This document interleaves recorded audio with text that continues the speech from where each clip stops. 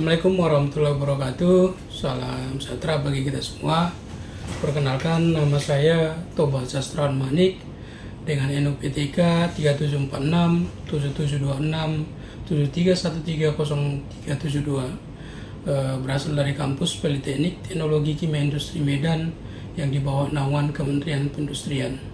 Pada kesempatan kali ini, izinkan saya menyampaikan pernyataan diri dosen unjuk kerja Tridharma Perguruan Tinggi dalam rangka sertifikasi dosen 2026, khususnya kinerja pengajaran.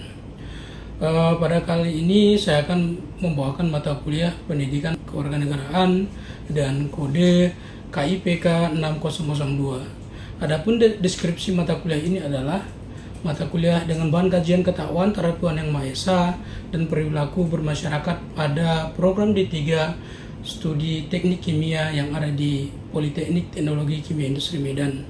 Adapun topik bahasan dalam mata kuliah ini adalah hakikat Pancasila sebagai ideologi, fungsi dan peranan Pancasila, negara dan sistem pemerintahan, identitas nasional, pengertian warga negara dan orang asing, kewarganegaraan Republik Indonesia, hak dan kewajiban sebagai warga negara, konsep dan hak asasi manusia, serta konsep demokrasi, konsep konstitusi, dan rule of law. Adapun CPMK yang dibebankan pada mata kuliah ini adalah bertakwa kepada Tuhan Yang Maha Esa, kemudian menjunjung tinggi nilai kemanusiaan, berkontribusi dalam peningkatan mutu kehidupan berbangsa, bernegara, dan bermasyarakat, serta berperan sebagai warga negara yang bangga dan cinta tanah air, memiliki nasionalisme, serta tanggung jawab pada negara dan bangsa. Serta selanjutnya adalah menghargai keanekaragaman budaya, pandangan, agama, serta kepercayaan. Kemudian taat hukum dan disiplin, menginternalisasi nilai dan norma serta etika akademik, menunjukkan sikap bertanggung jawab atas pekerjaan di bidang keahliannya masing-masing, menginternalisasikan semangat kemandirian, kejuangan, serta kewirausahaan, mampu mengukur kinerja, bermutu dan terukur, serta yang terakhir adalah mampu mendokumentasikan, menyimpan, mengamankan, dan menemukan kembali data untuk menjamin kesahihan dan mencegah plagiasi. Dalam praktiknya, sistem pembelajaran yang saya terapkan ialah sistem pembelajaran secara tatap muka dengan dibantu dengan berbagai media pembelajaran seperti LCD, proyektor, serta memadukan strategi problem based learning dan sebagainya yang saya terapkan dalam perkuliahan. Kemudian metode pembelajaran yang saya lakukan adalah ada beberapa metode. Yang pertama adalah ceramah, diskusi, tanya jawab, serta metode penugasan baik secara individu maupun secara kelompok. Serta interaksi yang dibangun adalah baik interaksi dalam kelas melalui tanya jawab, diskusi, maupun interaksi secara non formal di luar perkuliahan, di dalam kampus melalui via komunikasi, chat WA, serta diskusi-diskusi informal lainnya. Adapun sistem penilaian yang digunakan dalam mata kuliah ini adalah ada beberapa indikator. Yang pertama, indikator kehadiran sebesar 10%, kemudian indikator ujian tengah semester 20%, kemudian ada indikator ujian akhir semester 50%, serta indikator penugasan baik penugasan individu maupun kelompok yakni 10%. Penilaian dilakukan secara transparan, objektif, dan akuntabel serta otentik. Berikut adalah contoh pembelajaran yang saya terapkan secara tatap muka dalam perkuliahan di kelas. Selamat menyaksikan. Assalamualaikum warahmatullahi wabarakatuh. Waalaikumsalam warahmatullahi wabarakatuh. Selamat siang, salam sejahtera bagi kita semua. Siang, Pak. Senang bisa ketemu lagi. Udah pernah makan siang ya? Sudah. Oke, nah hari ini kita akan masuk materi baru, yaitu Pancasila dan Ideologi Bangsa dan Negara Indonesia. Udah pernah dengar kata Pancasila lah ya? Sudah. Padahal orang Indonesia, kalau ada orang Indonesia sini? Semua orang mana ya? Korea Utara ada sini? Oke. Kalau orang Indonesia pasti tahu tuh apa itu Pancasila lah. Apa kira-kira Pancasila yang menurut Anda pernah dengar dan paham? Apa kira-kira?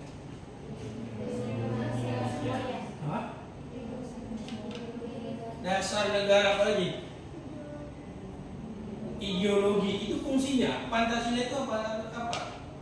Itu fungsinya. Fungsi Pancasila itu nanti ada sebagai dasar negara, sebagai ideologi, sebagai pandangan hidup bangsa, sebagai karakter bangsa. Pertanyaannya adalah Pancasila itu apa kira-kira? Ada yang pernah? Coba lah, kita coba aja. Apa kira-kira Pancasila itu? Siapa yang bisa jawab kapan siang gratis? Apa kira-kira? Ini beneran ya? Oke, itu fungsinya sebagai pedoman. Pancasila itu apa? Itu fungsinya dasar negara. Itu fungsinya apa tadi? Fungsi Pancasila itu adalah itu tadi kan. Pertanyaannya Pancasila itu apa? Kalau mungkin Anda pernah dengar, Pancasila itu kan dari kata dan Sila. Pancasila itu apa? 5. Sila itu Dasar. dasar atau kasas atau pokok. Jadi kalau dikatakan Pancasila itu apa? Ada 5 nilai Dasar. 5 nilai pokok tuh. Fungsinya apa itu tadi kan sebagai ideologi, sebagai dasar negara, sebagai pandangan bangsa dan sebagainya gitu ya. Yang selanjutnya adalah hafalkan Pancasila. Sila keempat, siapa namanya Putri? Namanya apa? Oh kita Pak.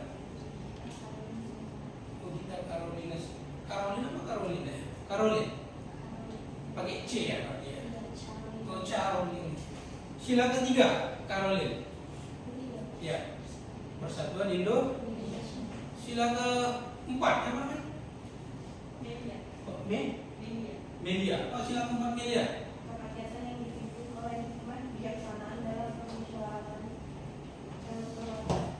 Karena sila keempat adalah kerakyatan yang dipimpin oleh hikmat kebiasaan dalam permusyawaratan perwakilan. Artinya adalah saya ingin memastikan bahwa di kelas ini tidak ada yang tidak hafal Pancasila. Pinomat itu hafal Pancasila.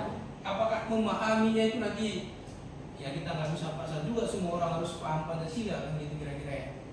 Karena kalau ini sekedar informasi, misalnya kalau Anda baca itu misalnya ikutin tren-tren itu, kalau ada ikut tes CPNS misalnya, di tes CPNS itu kan ada TIU, TWK dan sebagainya itu. Yang paling banyak gagal itu pasti di tes wawasan kebangsaan. Tes wawasan kebangsaan itu Pancasila. Apa sih tujuan perkuliahan kita hari ini adalah Anda mampu memaknai Pancasila sebagai ideologi. Pancasila kita tadi sudah berbicara. Sekarang kita pakai sebagai ideologi. Pernah dengar kata ideologi? Pernah lah ya? Paling tidak hari ini lah yang dengar gitu ya. Pernah ya? Oke, lanjut. Oke. Sebelum kita masuk ke ideologi, asal mula proses terjadinya Pancasila itu sebenarnya ada dua. Ada langsung, ada tidak langsung. Artinya adalah Pancasila itu tidak ujuk-ujuk langsung ada, enggak. Jadi Pancasila itu tidak dihasilkan dari misalnya Soekarno bermimpi betapa, bukan. Dia melalui proses yang panjang. Proses ini ada dua, ada langsung, ada tidak langsung. Yang langsung ini ada dibagi lagi ya, ada materialis, formalis, efisien dan finalis. Materialis itu kata dasarnya material, materi. Materi itu apa? Pernah dengar materi? Apa materi? Bahan Pancasila itu asalnya dari mana? Jadi secara umum bahan Pancasila itu berasal dari tiga. Dari adat istiadat Indonesia, kebudayaan, dan dari sisi agama Indonesia. Ini yang membentuk Pancasila. Inilah bahan daripada Pancasila. Jadi kalau kita tadi sudah mengucapkan Pancasila dari sila 1 sampai sila 5, bahannya itu dari adat budaya, kebiasaan, dan agama di Indonesia. Itulah bahannya. Itu yang akan diproses oleh para pendiri negara. Maka masuk di asas formalisnya. Formalis itu kata dasarnya form. Apa form? Bentuk. Maka ada materi, maka ada yang membentuk. Kan ide ya? Siapa yang membentuk Pancasila kira-kira? Ada yang tahu? Secara historis siapa yang membentuk Pancasila? Siapa yang membentuk Pancasila? Ini masih harus tahu. Apa? BPUP. Apa BPUPKI, Karolin? Badan Penyelidik Usaha-Usaha Persiapan Kemerdekaan Indonesia. Bahasa Jepangnya Dokoichi Junbi Chosa. Itu yang membentuk Pancasila. Karena itu tadi. Karena dari bahannya ini kan masih bersyarat tuh, adat budaya, kebiasaan yang ada di Indonesia ini kan masih belum diramu kan gitu kira-kira tuh. Maka perlu ada yang meramunya tuh. Maka perlu kausator formalis itu BPUP. Itu yang merumuskan, membentuknya. Kemudian ada nanti dia setelah dibentuk dia nggak langsung jadi. Maka Pancasila itu secara proses ada dia yang merumuskan, ada yang menetapkan. Maka yang menetap setelah dirumuskan ada yang menetapkan. Siapa yang menetapkan Pancasila? Ada yang namanya PPK, Panitia Persiapan Kemerdekaan Indonesia. Bahasa Jepangnya Dokoichi Junbi Kin. Itu yang kemudian memfinalkannya. Maka kalau ditanya kausa efisien dan finalisnya, ini PPKI, ini ada budaya sejarah Indonesia, ini BPUP. Gitu ya. Itu proses langsungnya. Yang tidak langsung ini tadi, bahwa asal mula Pancasila itu yang seperti yang saya katakan tadi ada dalam adat istiadat kebudayaan bangsa Indonesia jauh sebelum kita merdeka. Jadi kalau ada yang mengatakan Pancasila itu enggak asli buatan bukan asli nilai Indonesia, itu salah. Kita uji misalnya. Sila pertama.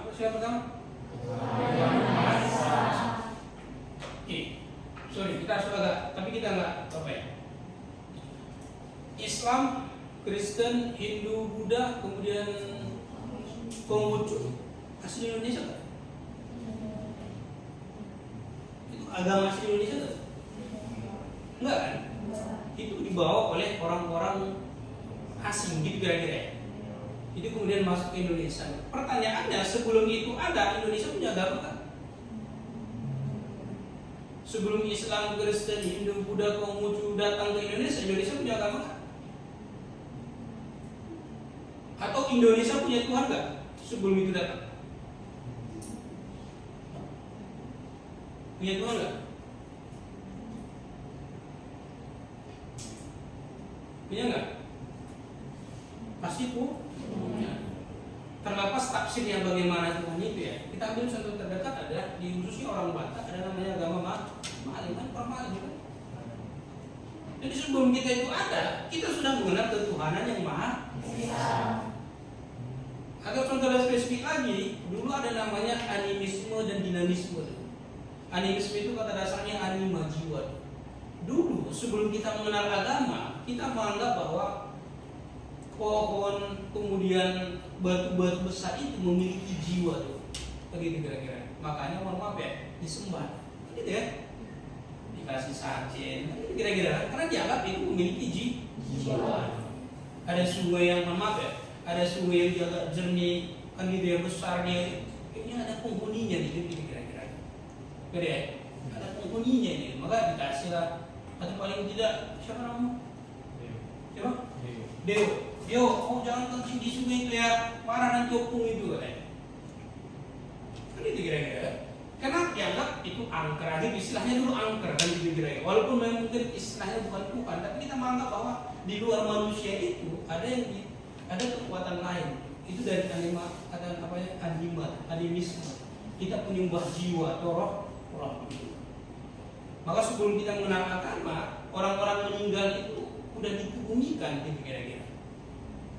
Ada yang mohon maaf ya, mungkin di Toraja yang ditaruh di pohon dan gitu kira-kira. Kan dianggap memiliki jiwa. Maka masuk lagi dia namanya dinamisme. Dinamis dia, bergerak dia. Kita dulu sebelum ada agama ini, kita menganggap bahwa segala sesuatu yang kita anggap bergerak luar biasa itu kita anggap oke ini Tuhan nih, gitu kira-kira. Nah kalau Anda pernah baca cerita-cerita Eropa Timur misalnya, ada yang menyembah petir, kan itu kira-kira kan Thor, gitu ya. Kayak Tuhan kita itu Thor. Kenapa dia kalau dia marah disambarnya tidak mati kita kan gitu kira-kira kan. Ada yang menyembah api kan gitu kira-kira. Bahkan ada yang menyembah hewan gitu kira-kira. Memang tidak disebut sebagai Tuhan, tapi kita menganggap bahwa kayaknya manusia di dunia ini ada yang menciptakan gitu kira-kira ya. Kalau kita agama maling itu tadi, kan gitu ya. Sebelum kita mengenal Islam, Kristen, Hindu, Buddha, dan Konghucu, itu membuktikan bahwa Pancasila itu sebelum ada agama Pancasila sudah ada. Tapi bedanya tidak terbentuk atau tidak dinamakan dengan Pancasila. Sila kedua, kemanusiaan yang adil dan beradab. Sebelum Pancasila ada, Indonesia mengenal adat istiadat enggak? Kita mengenal, kita bangsa yang beradab kok, kan gitu kira-kira ya. Adat-adat Batak, adat Karo, adat Jawa dan sebagainya itu ada sebelum Pancasila dibentuk. Maka terbukti bahwa sebelum Pancasila itu ada, kita sudah mengenal adat istiadat. Persatuan Indonesia suka nongkrong, ngumpul dan gitu kira-kira. Kan gitu ya. Indonesia tuh suka barang-barang istilah gotong royong. Di Indonesia ada tuh. Kalau di Jawa istilahnya apa tuh, kalau bantu tetangga lagi apa tuh, rewang kan gitu kira-kira. Itu ada sebelum Indonesia merdeka. Bahwa Indonesia itu suka persatuan, suka ngumpul, suka bersama, kan gitu kira-kira.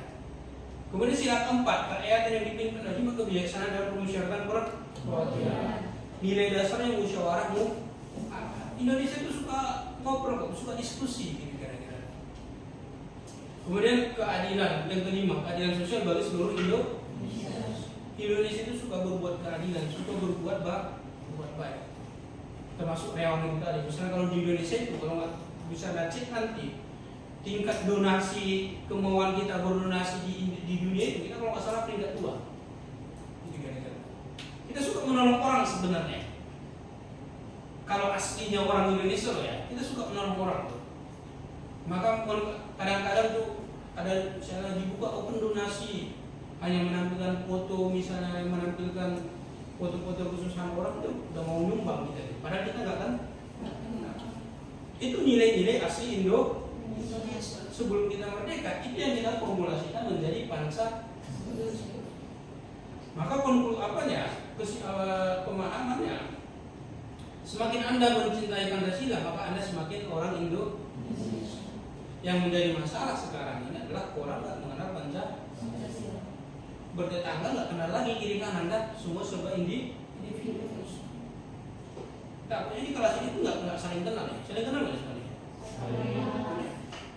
Karena kadang-kadang takutnya perempuan ini ada gengnya dan gitu kira-kira kan si dia cuma sama si Alif aja, itu aja kawannya. Gitu kira-kira. Atau berteman hanya dengan seagama, sesuku, sekampung gitu kira-kira. Itu pasti tidak sesuai dengan Pancasila. Kayak gini kira-kira ya. Kemudian ini yang tripakara artinya 3 unsur yang membentuk Pancasila yang seperti yang saya katakan tadi. Ada unsur Pancasila dari kebudayaan, adat istiadat. Jadi yang membentuk Pancasila itu ada 3. Adat istiadat, kemudian ada agama, asas religiusitas, kemudian ada asas kenegaraan. Jadi Pancasila itu mengajarkan begini sebenarnya. Ya, ada adat, ada agama, ada negara. Tapi ini tidak bentuk satu ya. Mau Anda buat di sini negara, di sini apa boleh. Tapi intinya adalah antara yang ketiga ini dia satu kesatuan. Itu yang membentuk Pancasila. Artinya begini. Apapun agama Anda, misalnya, itu tidak menghalangi Anda untuk beradat, gitu kira-kira. Tidak menghalangi Anda untuk bernegara. Kenapa? Kita uji misalnya seperti ini. Itu hebatnya Pancasila. Di dalam banyak negara itu, antara agama dan negara itu nggak sinkron. Ada yang namanya negara sekuler. Sekuler itu kata dasarnya sekul, dunia. Jadi ada negara yang memang hanya mengajarkan dunia saja. Bagi mereka agama itu nggak penting. Ini namanya negara sekuler. Contohnya adalah negara-negara Eropa. Negara mungkin lebih, apalagi adalah Amerika Serikat. Ya, negara di Amerika hanya mengurusi yang sifat-sifatnya dunia. Nggak ngurusin Anda itu mau masuk surga atau nggak ngurusin mau Anda beragama atau tidak, nggak ngurusin ya. Gitu kira-kira. Karena dia adalah negara sekuler. Gitu ya.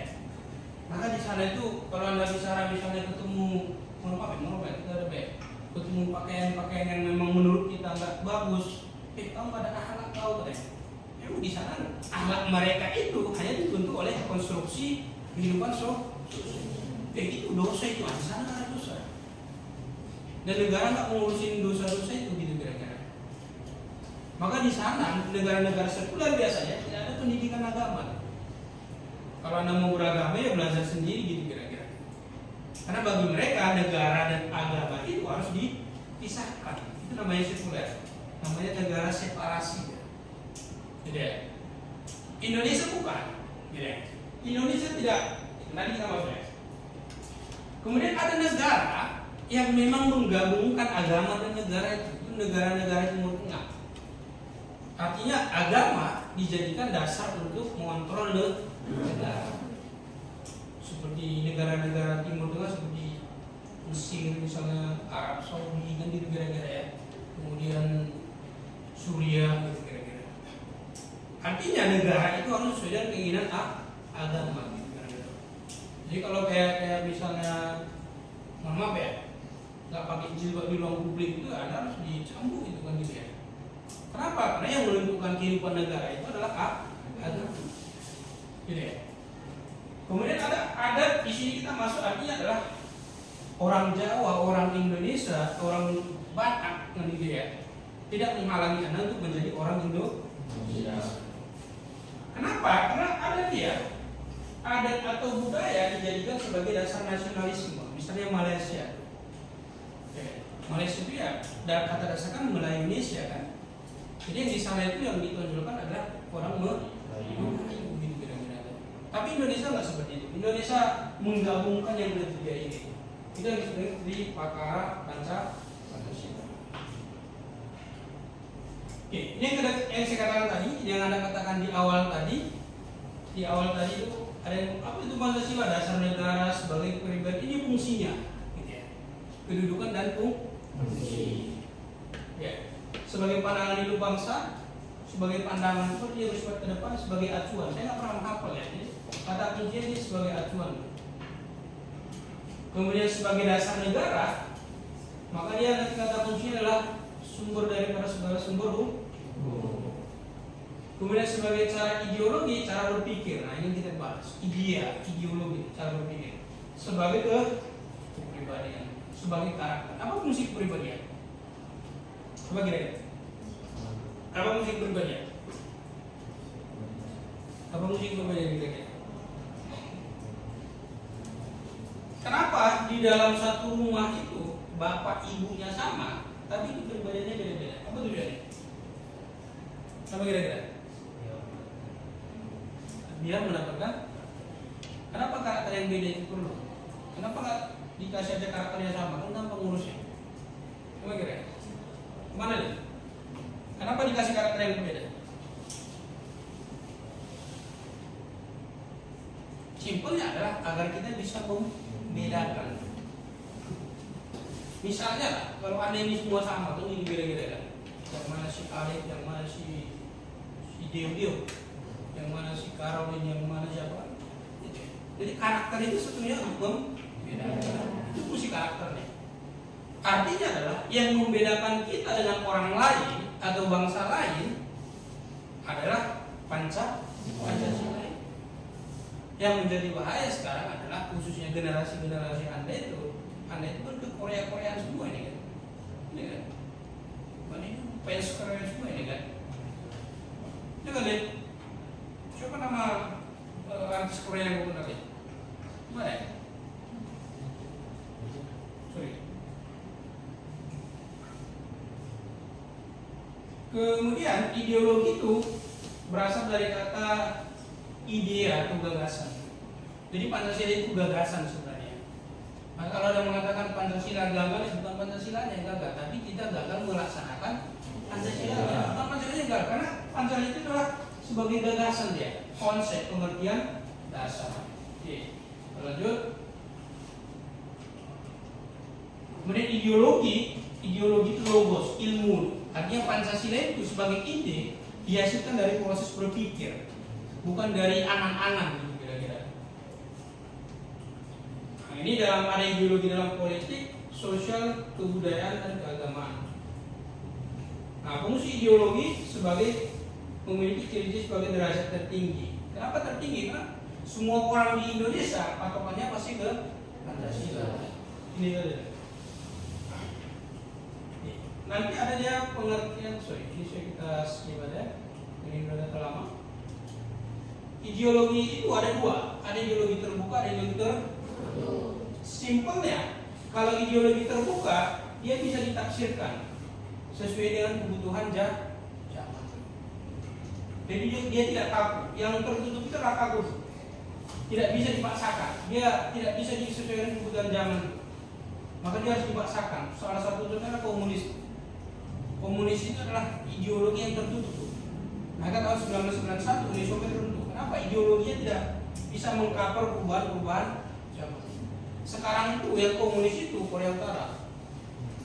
Bisa Anda bayangkan bagaimana tertutupnya Korea Utara.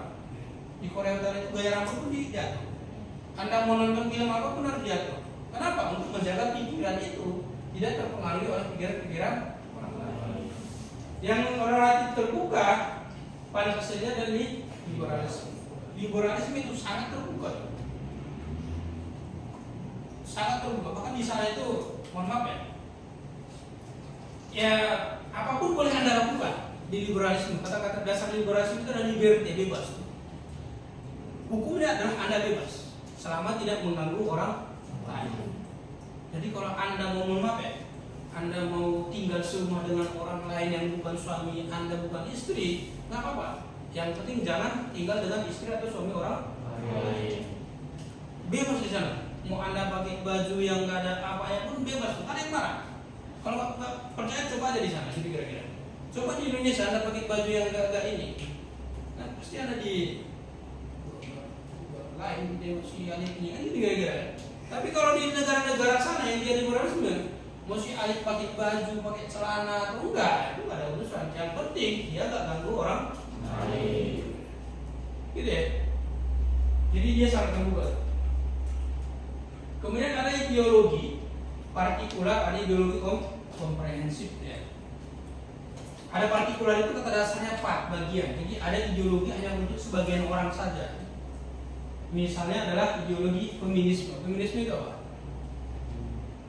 Feminisme itu kata hanya untuk perempuan. Pancasila termasuk ideologi yang komprehensif. Dia mencakup semua orang. Kemudian mungkin begitu kira-kira sejauh ini ada pertanyaan? Ada pertanyaan nggak sebelum kita akhiri? Kalau tidak ada, saya berharap nanti Anda membuat sebuah tugas. Tugasnya adalah membedah atau coba Anda uraikan karakteristik perbedaan antara Pancasila, liberal dan komunis. Ini kan kita tadi masih secara umum. Coba Anda nanti dalam bentuk tugas minggu depan kita kumpul. Apa sih ciri khas atau karakteristik daripada tiga ideologi? Karena tiga ideologi ini yang sangat berpengaruh di dunia saat ini. Mungkin begitu. Kalau tidak ada pertanyaan, perkuliahan kita akhiri. Terima kasih atas perhatiannya. Bila itu Assalamualaikum warahmatullahi wabarakatuh. Sampai ketemu